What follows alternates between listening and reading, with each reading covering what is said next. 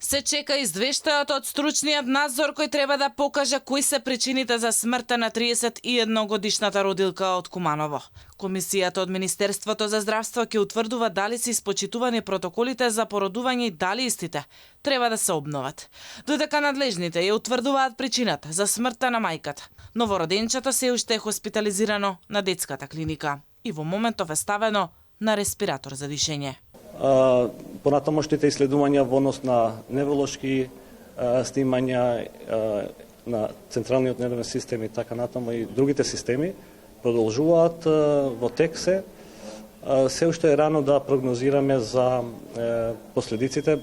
По нашите проценки доста мислам дека е оштетен доста мозокот по тие манифестации, али се уште е рано да процениме колку и до кој степен. Министерот Таравари посочи дека протоколите по кои се работи во родилиштата се обновени, но и оти во изработка се нови правила и протоколи како за работата на гинекологија, така и за сите болници.